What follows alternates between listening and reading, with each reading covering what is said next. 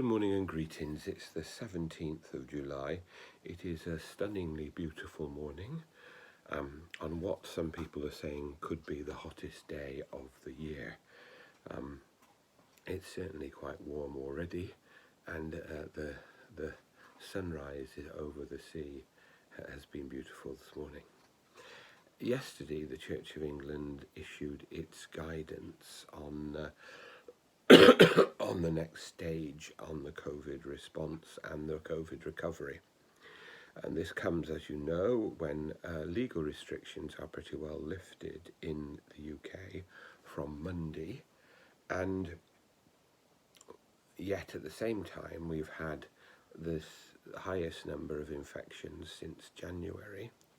And the Church of England tells us basically that freedoms to worship as we were have been restored, but advises care and gives guidance for keeping people as safe as possible. But in the bottom line is that in worship itself, although not with the use of the building because that's the responsibility of church wardens and PCC, but in the conduct of worship, the incumbent has to take decisions about the way to go forward. And of course, I've been thinking about these things for a couple of weeks now. And this is where I am at the moment. The things may change, but we don't know how the circumstances will change. But the plan at present is this, that nothing will change in July. We'll continue with the same pattern we have of worship in every church. This worship will still be with music, but without hymns. And that will continue for this Sunday and next Sunday. At the same time, we shall be taking careful note of infections, and particularly the local situation. We had in the last 10 days an alarmingly steep rise and then a thankfully steep drop in infections. And that's important for us because our context here in North Northumberland is different to other places.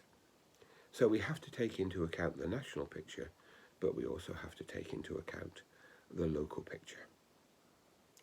From the beginning of August, I'm going to think about the way in which we might introduce some hymn singing to our services. This may start with singing a hymn at the end of the service. One of the things that's being said is that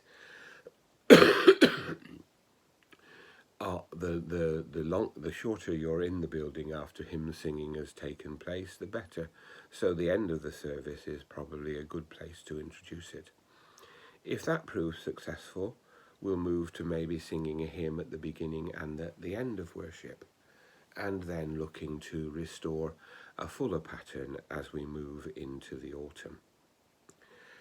I know that some people will be bitterly disappointed not to sing 4 hymns on Sunday week, but I think, have to take advice, and I do have to take care of people in our congregations, because we've been asked to take special care of those who may have reduced immunity and those who may be most vulnerable. The chalice. Legally, the chalice can be restored from the last Sunday in July, but that permission is hedged about by all sorts of advice telling us that that may not be a good idea. And I'm going to take that advice. And so our arrangements for receiving communion will remain the same through at least until September. That means that I will bring communion wearing a mask to people in their places. This avoids a place of tight contact at the communion rail. It avoids the chalice, and it means that we can continue in a way that has worked for us for the last year or so. I have to say that theologically, there is no diminishment of what we receive in communion by receiving only in one kind. And the other thing I'm very much aware of is that within our churches there was quite a strong practice of people intincting, placing the host into the chalice. It has been suggested that this is the least hygienic way of communion being shared, because the potential for passing on infections is greatly increased in that situation. That means that intinction really is not on the cards in the future. And so when we return to the chalice, it will be to receiving communion in the traditional way. And I want to give us quite a bit more time to talk about these issues before we move forward. So the plan is this: steady as we go in July, thinking about the introduction of hymns in August, depending on our local figures, and then taking a review in September, early September, about the next way forward. I hope that makes it clear to everyone.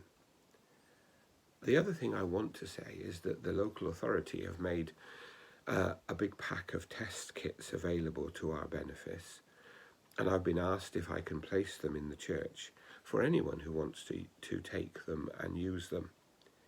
I would say to people, if you're at all concerned about your health, then please take a test kit and use it. There are 7 tests in it, so it could last you a considerable time. Please take advantage of this and tell your friends and neighbours that these tests are available, because testing and taking sensible precautions along with our vaccinations are key elements in moving forward. I hope this has made clear where we are, and may God bless us all.